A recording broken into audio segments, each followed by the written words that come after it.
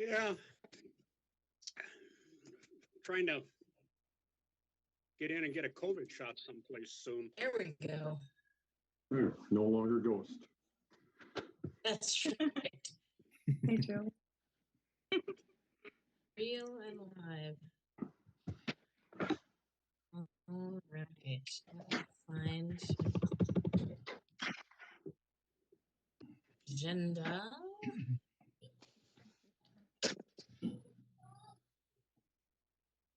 One moment, all. Sorry.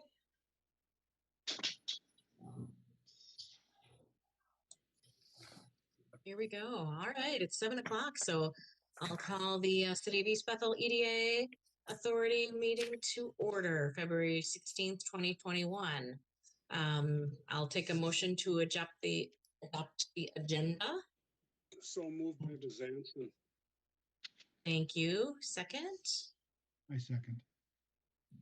Great. And sorry, I need to skip back to my screen, but whoever's taking roll call or call tonight, will you do that, please? I'll take that, Julie. Thanks, Jack. Mayor Voss. Aye. Member Landcrane. Aye. Councilperson Mundell. Aye. Member Butler. Aye. Member Schultenberg. Aye. Member Bezanson. Aye. Motion passes. Great. Next item, we are to approve the January 19th, 2021 minutes. I'll pause for any questions or comments. Otherwise, if there are none, I'll take a motion to approve.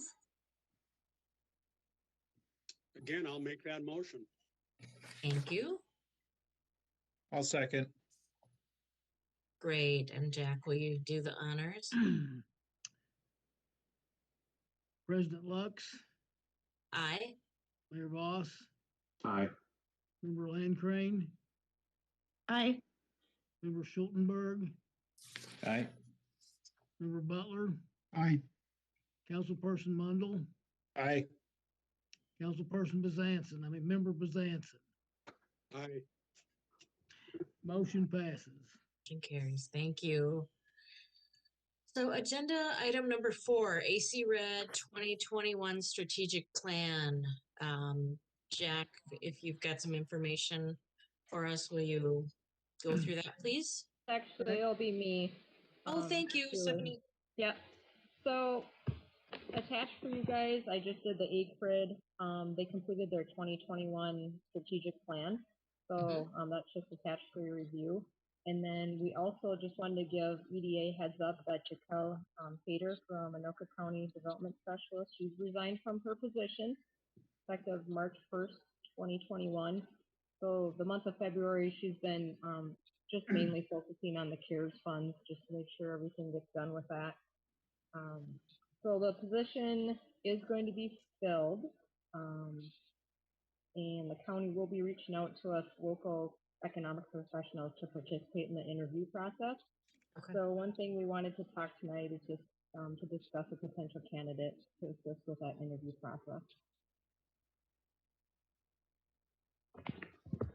And that's it for that item. So candidates from the city to assist with the interview process. Yeah, it sounded like what they will be contacting cities to see if we have somebody that we would like to have on the interview panel. I'd certainly volunteer for that if we're looking for somebody. I thought Jaquel did a fantastic job. I've reached out to her. I know she's going to a development company, and I thought the way she crossed all sectors between public, private, she did just a wonderful job with communications, but I'll put that out there.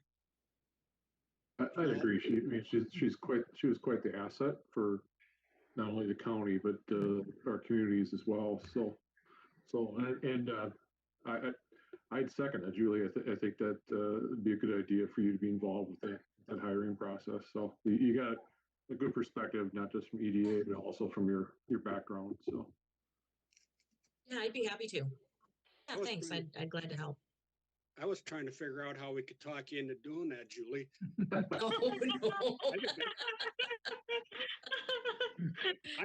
I think, No. hey, well, no, I mean, you have the strongest background probably out of any of us in here that are, just EDA members. You're perfect as far as I'm concerned. I don't know if I'm set up for the public life. Well, I thought you were talking about the interviewing, weren't you? That's No. I'd be glad to help choose somebody, but I love what I'm doing now. So no. That's what maybe I misunderstood you, Julie. I'm sorry. I thought that's what you had said. I mean, I thought we were looking for someone to be part of the vetting process. yes. Okay, totally. I thought you were telling me I should take the job, which Oh. I would kindly decline. Oh, I can understand that. Yes. That's a tough position. She did a great job, but yeah, I'd be happy to help with the vetting process. That would be great. Then we'll, when they get a hold of us, we will let them know. Okay, thanks, Stephanie. Mhm. Is there anything else we need? I don't know if anybody had a chance to look at the goals and read through there. Is there anything else that we need to cover in terms of that? No, it was more just an informational piece for you. Okay, got it. Sounds good. So, One of the things that I came across, I shared this with Jack. There was an article in the Pioneer Press, and it was dated the 21st of, sorry, the 12th of February. It was the outdoor section. They were talking about the Gunflint Trail.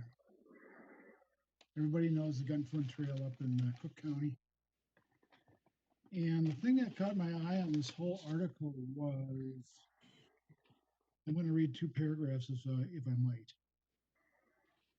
The local electric co-op, aided by community activists, is credited with leveraging a federal grant a dozen years ago to connect Cook County homes, cabins, and businesses for free with high-speed internet, provided they were on an electric grid. With all the rock that we have up here, it wasn't easy, but we built out an entire system in 5 years, said John Twist, Chief Executive and General Manager of Arrowhead Electric Co-op. People want to work from their homes or cabins and resorts up the Gunflint. And we were competing for customers and using their satellite data in a hurry. If you don't have broadband, you're at a technological disadvantage.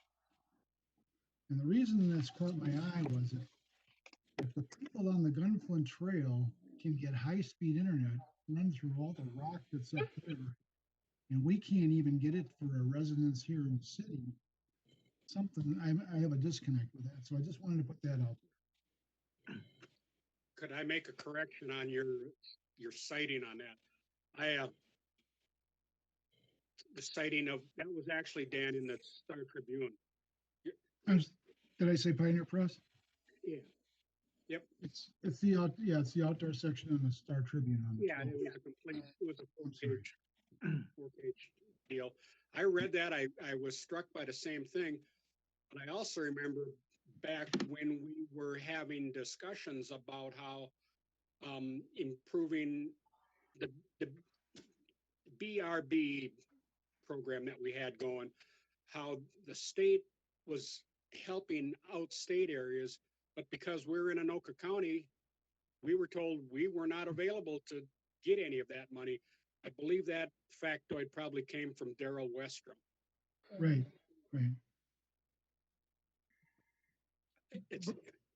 It's too bad. I mean, Now, one of the things that Cook County and the Arrowhead Electric Cooperative were able to access that we don't are the Farmers Home and USDA grants for the rural areas. We're in Metro, so we're generally not eligible for any of those programs. There is a program with deed, which I'll discuss in the next item a little bit more, which we will have some access to. However, it is also oriented more to the rural non-metro areas of the state. So one of the things that we'll have to discuss is, what our priorities are and setting some goals and trying to figure out a way to come up with some financing or decide what the city wants to participate in some of this. So, yeah, you're exactly right, Brian. Some of these programs that some of the outstate counties get, we're not eligible for. Right. Yeah, and we were making really great progress with ACRED and the programs with the Blandon Foundation and just the idea of how to expand that. So hopefully we can find a replacement. And, I guess we can, if we're ready, we can move on to the next agenda item, Jack, as you mentioned, because you are discussing that as well. So any other comments before we move on to item 5.0? Unless Stephanie has anything to add, I would like to say something about the AC Red budget. Okay. Our share of that, of course, is based on population essentially. So our share of that budget is 3.2% or $640. And we certainly got our money's worth out of that this past year with everything that Jaquel did. She was very available, very responsive, and started the ball rolling for us. What we're probably going to face is we're going to start all over with a new person. Maybe that we're starting from scratch. We'll have to see how that works out. But item 5 is kind of an update on the CARES and deed grants reports and programs. Anoka County released application guidelines for their third round of the CARES business relief grants at the end of December 2020. Applications for these grants were opened on January 14th, 2021, and were scheduled to close on March 8th, 2021. We were notified today that the applications were closed as scheduled application amounts were exceeding available funds. So the county essentially closed those today. They've had more applicants on this third round than they did on any of their other two sources on this. Currently, East Bethel applicants for this money are the Hills Youth and Family Service, Persistence Fitness LLC, Snap Fitness, Slaw Industries, Route 65 Pub and Grub, Energy Mechanical Services, Upcycles by Lori D. LLC, St. Andrews Lutheran Church, and Transworks Plus LLC. So we've had more applicants from East Bethel for this round than we have in the first two rounds. So the county will make their awards notice known on March 15th, and we'll see how that goes and give everyone an update on that award program. The DEED Broadband Grant Program has been ongoing since 2014. It was a program that was created in Minnesota Statute 116J.395. The legislative focus of this grant program is to provide state resources that help make the financial case for new and existing providers to invest in building broadband infrastructure into unserved and underserved areas of the state. The grants can provide up to 50% of a project's infrastructure costs, including project planning, permits, construction, labor, installation, testing, and engineering. Grants are awarded through a competitive application process. In each year of the grant program that has been offered, applications have exceeded the available funding. $20 million is appropriated for program funds in fiscal years 2020 and 2021. We are awaiting the outcome of the 2021 legislative sessions for approval of the border-to-border broadband development grant program for fiscal year 2022. Staff is recommending further discussion of the broadband service grants and city participation in extensions to underserved and unserved areas, as well as improvements to the existing service areas. This discussion would and could include the status of new technologies for broadband and its impact on fiber as a delivery format for service, the use of city funds to match grants or provide gap financing for service extension and or improvements to existing service, and the development of a broadband plan for the city through use of consulting services and the AC with AC Red assistance. Again, as I stated before, Jaquel had gotten us to a good point in this and set up several meetings and contacts with other providers. We were at the point of trying to bring all this together. So we may have to step back a few squares to start this process somewhere where we were a couple months ago. I do think that AC Red is going to be a valuable asset in doing this, but I think we need to talk about some type of a strategic plan and what we're going to do to try to get this service if that's one of our priorities. I look at it as we've got three different areas we need to look at, and that's the backbone system or the system that goes up the 65 corridor, primarily Highway 65, and then those areas off that backbone that have high densities to support extension, and then consideration of what we're going to look at for those areas that have low densities and are uneconomical to serve. One of the things we might want to consider and discuss is the use of a consultant to help us do this. I think that we're going to have some technical assistance somewhere along the way. I think we can get some more information and maybe even just send out an RFP for some services. It certainly doesn't cost to do that. It takes a little staff time to get it ready, but we may find something that may be of value to us. There would be certain funds within the EDA budget to cover those kind of costs if that's the direction that we wish to go. One of the things that I found interesting in doing some research on this is the use of satellite technologies to provide services, especially to those areas of low density that really can't support the extension of hardwired or fiber type infrastructure. I just put a little blurb in there on Starlink. That's the SpaceX new endeavor to provide global satellite services to remote areas and places that can't be served by direct fiber. I think it's an interesting concept, and it may be something in the future that as they progress, they can find a way to provide affordable and reliable services. In reality, you can sign up for this now if you live in those latitudes that are indicated in the little report. I think it's $3.99 for the kit, which includes the modem, the antennas, and all the hardware necessary to receive it. And it's $99 a month.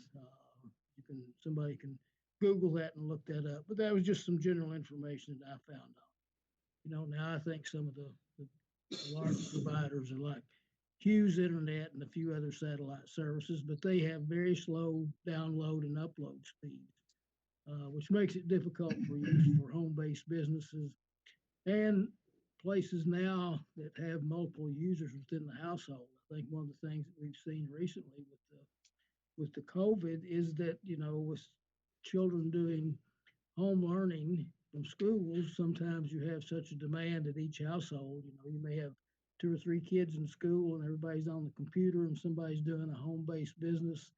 And it really puts a stress on what they can get from either their dial-up service or their satellite service. So this Starlink or something like that may be the future way for those areas of this city and other places too that it's not economical to actually run infrastructure to. So what I would like to do is try to come up with some more definitive recommendations on what we might be able to do, get a little bit better feel for where AC Red is going, maybe who we'll be working with, and present this at the next meeting and definitely the April meeting. Hopefully they'll have somebody on board by then.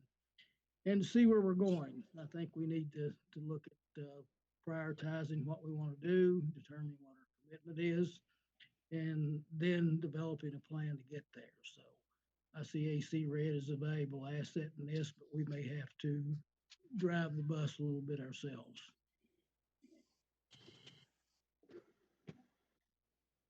I think that, Jack, that's probably a good kind of parallel track to take while a replacement for Jaquel is sought. I'd hate to have everything paused for the next few months. Plus whatever the person's ramp time is. And if we can do something on our own that kind of keeps that momentum, I think that's good. I definitely don't want to lose what we've started here and even have to go back and start all over again. You know, Stephanie and I are both committed to this, and we'll do what we can to keep things going until we can get AC Red back on board and up to speed and decide if there's any other access we want to use with other consultants or persons of expertise in this field. Right. That idea really intrigues me. I think that's a great idea. So I'm not that familiar with that arena. Are there the usual suspects that we'd reach out to ask for, put out an RFP, or what's the process you suggest? Well, to be perfectly honest with you, Julie, I don't know that right now, but Okay. we can certainly find that out. I think that would be one of the next steps we'd want to do, is to see what resources are available that may be provided to consultants. And again, if there's something out there, you know, we could even develop a request for proposals, as I said. We can send it out and see what people can propose, outline what we would like to see done, and see if it's a price that may be of interest to us. Again, if we send it out, we don't have to award it. So I would definitely be interested in trying to find out who we would contact to at least initiate this discussion. Right.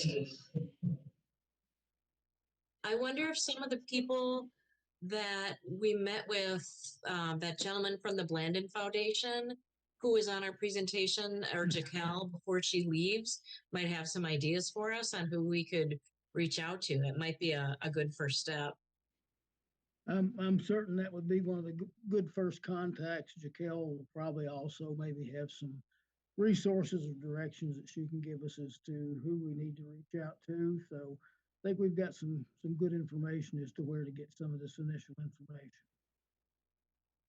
Excellent. So do you need a motion from us or any other comments from anybody? I'd love to hear everybody's thoughts. I would love to see us have some more access to, you know, I don't, like, I have neighbors around here that are actually connected to high-speed internet, and they're like down the street, and they had someone come in, but their part of our area is just a little more dense than ours is, and you know, we had people interested in hooking up here, and we were told, you know, kind of massive fees for it. But even that company was kind of interested in gradually coming in, but they wanted enough people on board. So I think that at least in some parts of our city, we might be close to being able to jump on to get onto the high-speed internet. Now, when you're talking further away or further north, obviously, if there's not as much density, you're going to have more trouble getting that connected. But I just think that, I don't know, like I've heard there's some confusion here about distances and where people are and where Ham Lake is versus East Bethel, and how close some of the proximity is. So I think there's just some confusion that keeps some of us from it. But then obviously if you're further north, you may be, you know, if you're further distance away from people, it may take more to get all those people or get people connected. Yeah, and I think, Catherine, that's one of the things that we would do in some of our initial assessments, is to see what neighborhoods would interest the service providers in serving those areas if they don't currently have service, and try to figure out which areas they say are uneconomical at this point, and you know, kind of focus our efforts on what we can get done as quickly as possible. But I think that would be part of the process and part of the things we'd look at regardless of which approach that we use. I think that's part of the way of vetting out what our priorities will be. Right. Do you think we might be able to reach out to the University of Minnesota BR&E to see if they might be able to give us like a starting point in terms of what we should be asking, who we should be asking, those types of issues, because we were working with them 4 years ago. Well, Dan, that would certainly be another, and we want to utilize all sources in the beginning to give us indications on whom some of our contacts would be. And I think that's definitely a good source to begin with. Yeah, absolutely. All good ideas. I was going to bring this up during a council report, but it's a good time to talk about now is we're going to be negotiating the new franchise agreement with Midco for cable TV franchise in the city, and that process is basically started. And so as part of those discussions, although it's not legally part of the franchise agreement, we are going to talk to them about, broadband and the services they provide, and we'll be firsthand right with them to talk about the needs our city has. So, Steve, along those lines, I had broadband access, which was a line of sight antenna from the tallest building in Apple Valley to the offices in the area. And I don't know how that all works, other than there was an antenna on top of the tallest building, and then there was an antenna on my office building, and they handle high-speed internet with a fairly successful amount of high-speed access. So when you talk with Midco, it might be, I don't know if they can have regions or zones or areas where they could serve some of these outlying areas with just antenna like that, line of sight antennas to homes, but I know that was a viable option in the past.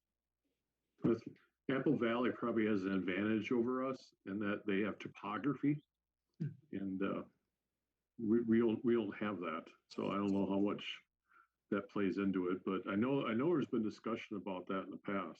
So I just mentioning it. Yeah, well, and that's one of the things that we would look at too. Steve, you're correct, Steve. You're going to have some places where the topography serves your purpose for that. Anything that we might have going here is we have a water tower that's set up to house multiple types of antennas for communications and transmission of those services.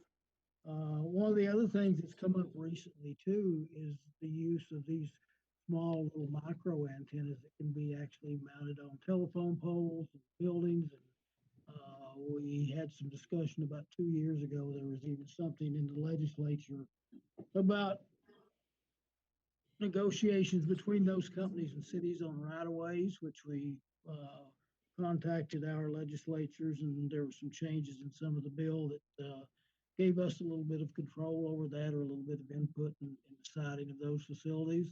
So, that's another one of the technologies. And I think part of the discussion too is to talk about the new technology, because at some point fiber may be something that's not as useful as some of the things that are being developed. So those are some of the other things we need to consider. And there may be certain things that are on the verge of becoming on the market or in development. It may be able to serve some of the issues that we have here. So I guess what I'm saying that there's a lot of things that I don't know, but I think that's when you reach out to find somebody that can tell us what's going on, and at least give us some guidance and point us in the right direction. So that sounds great. So you'll report back to us next month. Is that the plan? Correct. All right. Thank you. Any other thoughts from anyone else before we move on?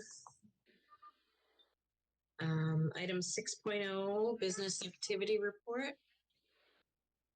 I don't know who's going to be presenting that. Yeah, I'll do that, Julie. Okay, thanks, Stephanie. Yeah, so On May 18th of 2020, the Met Council approved our comprehensive plan. So now we have our comp plan approved through 2040. Our city council formally adopted it on December 14th. And so right now staff's working on parts of the zoning code that we need to change. And we're actually having a public hearing on 23rd of this month. What we're doing is right now we're changing the city center area. We're just changing the name of it to mixed use. And then we're also developing a new residential area called R3 Small Lot Residential. And that's mostly just lots around the whole Coon Lake area. Because these lots are so small, they're always coming in for variances. So we're creating their own zoning and then also just developing standards for smaller setbacks and such. And then building permit has been issued for the Dollar General on 209th and Highway 65. That was last week, so we'll see that work starting. The building permit for Village Apartment Phase 2 has been issued last week. So you'll start seeing some movement on that project as well. Something else with that project in the spring of 2021, the developer will be updating the architectural design of the first building. They will be adding the different color banding around the building that was previously approved by City Council. So both buildings will match now in architectural design. And then Can of Gold Distribution Center, they will be moving into East Bethel too in 2021. They're building on 187th Avenue and Ulysses Street. That's part of the Classic Commercial Park. And then, so we should be seeing the site plan coming in within the next week or two. They're hoping April groundbreaking for that building. Let's see. I think that's about it for now. I know Viking Preserve, we don't have very many lots remaining in there. I thought we had about 20 of them, but I have Aaron counting those up. It seems like we have maybe 14 lots in that subdivision still available. And then we also have Whispering Aspen second edition. That final plat is on City Council coming up here on March 8th. So we'll have some more residential lots as well. For Elevage, we received the plans and application and everything today officially. So they're moving forward. The first phase is only going to be one lot, which Quick Trip, that's going to be their lot. And then the second phase of it, I should be seeing that by about March 11th, and that's for the rest of the whole development. So that's moving along. And that's it, unless anybody has any questions for me. Stephanie, the Pan of Gold Distribution Center, is that another way of saying bakery, red bakery? It's not the bakery area. So they bake all the products in St. Cloud. And they distribute to mostly all the restaurants in the metro area. So this is just one of their distribution hubs. It's a drop site then that it's just distributed from. Correct, yeah. I got it. Yeah. I had a quick question about that, just based on distribution. I mean, are they going to be required to submit a traffic study? I mean, what are we talking about in terms of semis going in and out of there? And I apologize. So is that right behind the East Bethel Theaters? Pretty much, but across the street from there. It's on the corner of 187th and Ulysses. Okay. Northwest corner. Okay. It's a 5-acre site. Any thoughts about increased traffic? I mean, no, and I can't remember off the top of my head how many trucks they have. They don't have an astronomical amount, and it's okay. No semis. It's the bread trucks. Got it. Okay, that answers my question. Yep, and I do know one thing they did say too, that all their trucks are off their lot even by 6 a.m. out on the roads already to go deliver to the restaurant. Okay. Sounds good. Any other questions, anyone? If not, we can move on to 7.0, city council report. Okay, there's several items that are kind of related to EDA or EDA interest. Last council meeting, MnDOT made a presentation to council regarding the new RCI construction that's going to happen this summer at Klondike Drive and Highway 65. That's going to be a unsignalized RCI similar to what was put in at 187th. They talked about the detour plan. They talked about road closures. The construction will start sometime in April and be done by the end of summer. So that'll be the improvement to that intersection. Council approved, as we did earlier this year, a rebate of a prorated portion of the on-sale liquor license to the several establishments within the city. And it's prorated to the time that they were shut down during the latest governor's executive order. So that's meant to help them kind of wade through this pandemic and the effects on their business. So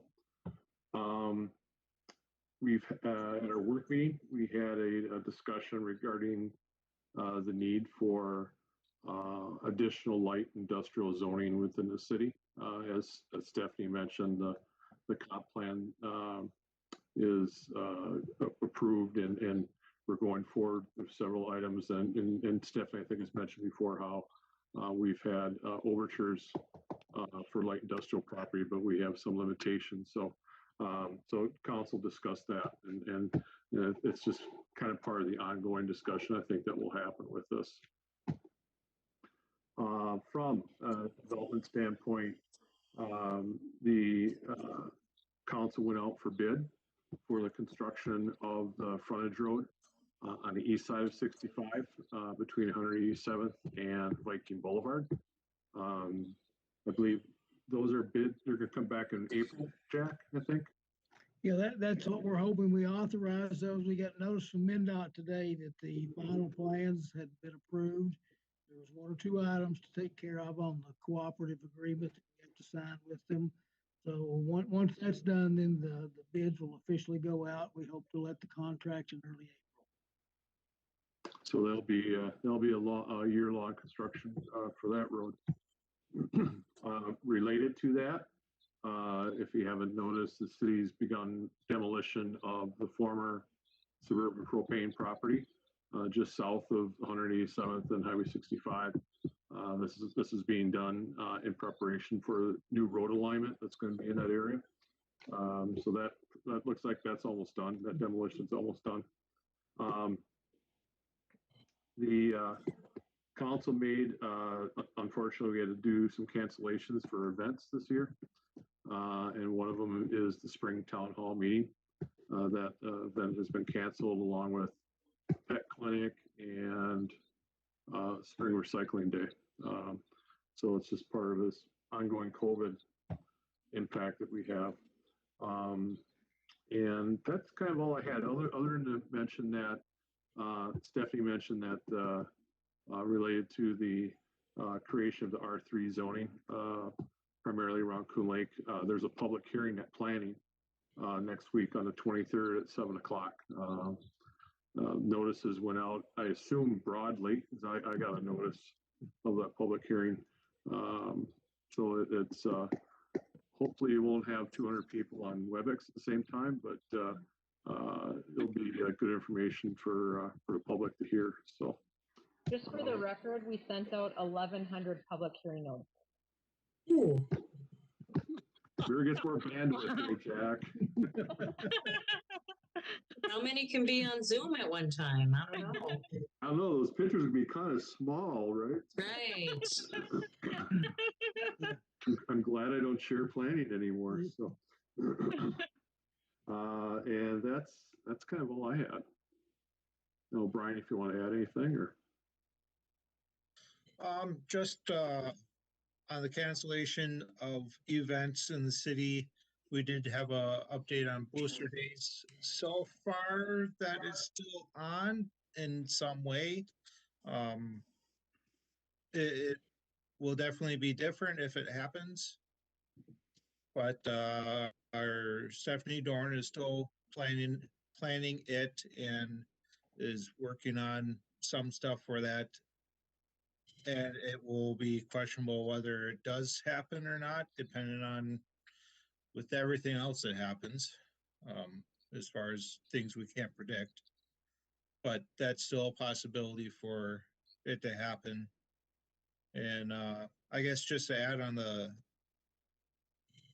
Midco franchise negotiations, if anybody on the EDA does have any ideas of what they would like to see of a renewed franchise agreement, I'd say bring your ideas to Jack, the mayor, or myself, and we'll see what we can do with them.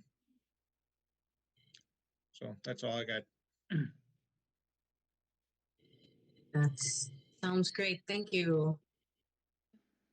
So we're at the end of the agenda. If there's nothing else, other comments, questions, topics, I'll take a motion to adjourn. So moved. So moved. Thanks, Dan. Do I hear a second? Second. Thanks, Tom. And if somebody will take roll. Member Schulzenberg, Aye. Member Butler, Aye. Mayor Boss, Aye.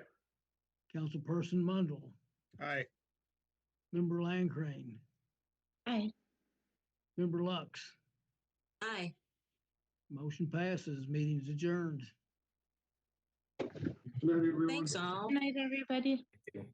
Stay warm. It's getting better. Yeah. Thank you.